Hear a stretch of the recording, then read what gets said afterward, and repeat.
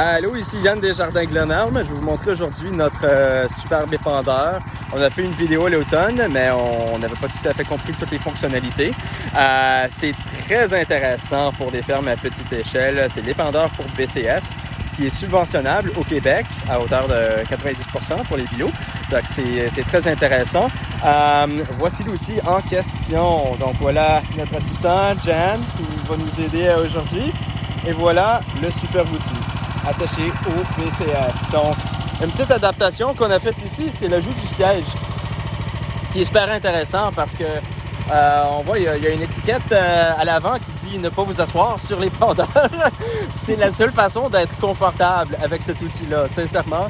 Marcher à côté, c'est très boiteux, dans le sens que, surtout quand on est dans des planches de 30 pouces en bio-intensif, les roues ici sont faites pour rouler dans les entre-rangs. Alors, tu peux pas passer ton pied à côté de la roue facilement sans empiéter sur le rang à côté. Donc, tu es presque obligé de t'asseoir sur la machine et, comme on voit bien, c'est très confortable. À condition de mettre une planche de bois, un 2x6 qu'on a pris ici, avec des petites vis à tête carrée, pour pas que ça soit inconfortable, évidemment. Mais on a replié légèrement le bord vers le haut, ici, pour que ça soit flush, parce que sinon, il est un peu penché vers le bas. Mais vous allez remarquer ici aussi qu'on a pris la trémie, l'extension de trémie plutôt, qui double la capacité.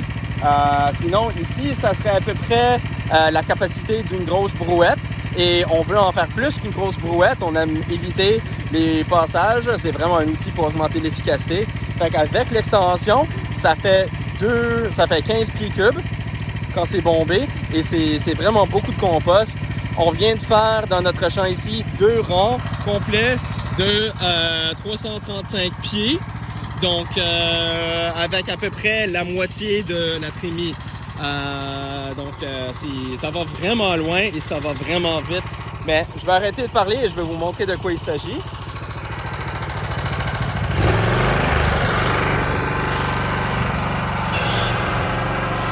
Yes! Et c'est parti! Donc, on met pas des grosses doses ici de compost. C'est vraiment pour inoculer le sol qu'on l'a mis. Parce que le compost qu'on prend, c'est du bionique de la compagnie Gloco. C'est fait dans la Côte-Nord. C'est fait avec des écorces, résidus forestiers et des résidus de la pêche aussi, des coquilles notamment. Donc, c'est extrêmement riche, non pas en NPK, azote, phosphore, potassium, mais très riche en micro-organismes. Il y a des vers de terre présents dans le compost, fait qu'on n'en met pas beaucoup. Et écoute, on n'en a jamais mis dans ce champ ici encore, mais chez nous, à notre ferme, à la maison, on en met depuis quelques années, puis on est en excès de phosphore malgré le fait qu'on met tellement des petites quantités.